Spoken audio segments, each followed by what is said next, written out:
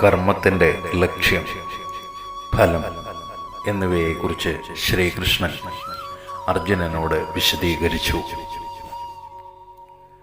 അന്നത്തിൽ നിന്ന് ജീവികളും മഴയിൽ നിന്ന് അന്നവും ഉണ്ടാകുന്നു. മഴയ്ക്ക് കാരണം യജ്ഞമാണ്. യജ്ഞത്തിന് കാരണം കർമ്മവും.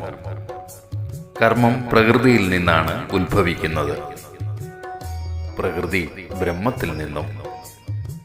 അതുകൊണ്ട് എങ്ങും വ്യാപിച്ച് സ്ഥിതി ചെയ്യുന്ന ബ്രഹ്മം കർമ്മത്തിൽ പ്രതിഷ്ഠിതമാണ് എന്നറിയുക.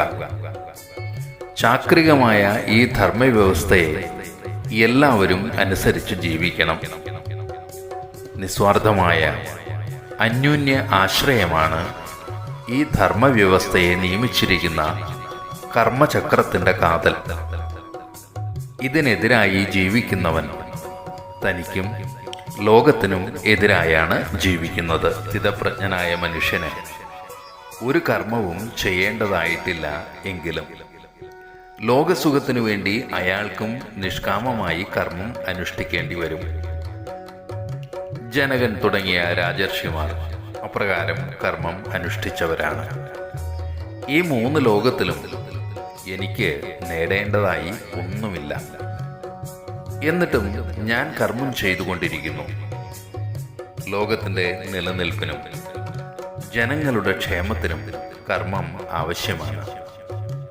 അജ്ഞരായ ജനങ്ങൾ ആസക്തരായി കർമ്മം ചെയ്യുന്നത് പോലെ തന്നെ ജ്ഞാനികൾ അനാസക്തമായും കർമ്മം ചെയ്യണം. അനാസക്തമായ കർമ്മത്തിൻ്റെ ലക്ഷ്യം ലോകസംഗ്രഹമാണ്.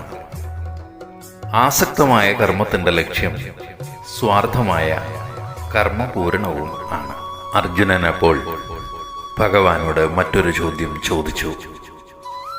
അല്ലയോ കൃഷ്ണ, എന്തുകൊണ്ടാണ് മനുഷ്യൻ പാപം ചെയ്യാൻ സ്വയം ആഗ്രഹിക്കാതിരുന്നിട്ടും ബലാത്കാരമായി നിയോഗിക്കപ്പെട്ടവനെ പോലെ പാപപ്രവൃത്തികൾ ചെയ്യാൻ പ്രേരിതനാകുന്നത്? ഭഗവാൻ അതിന് മറുപടി പറഞ്ഞു. അതിന് മുഖ്യ കാരണം കാമവും അതിൻ്റെ പരിണിത രൂപമായ ക്രോധവുമാണ്. കാമത്തിൻ്റെ ഉത്ഭവം രജോ ഗുണത്തിൽ നിന്നാണ്. ഭോഗവസ്തുക്കളെ ആർത്തിയോടെ വാരി വലിച്ചു തിന്നുന്ന സ്വഭാവമാണ് കാമത്തിനുള്ളത്. ഇത് മനുഷ്യനെ പാപത്തിലേക്ക് നയിക്കുകയും ചെയ്യുന്നു. ഈ കാമം തന്നെയാണ് മനുഷ്യന്റെ ഏറ്റവും കരുത്തനായ ശത്രു. പുക അഗ്നിയെ ആവരണം ചെയ്തിരിക്കുന്നത് പോലെ കാമം ജ്ഞാനത്തെ ആവരണം ചെയ്തിരിക്കുന്നു.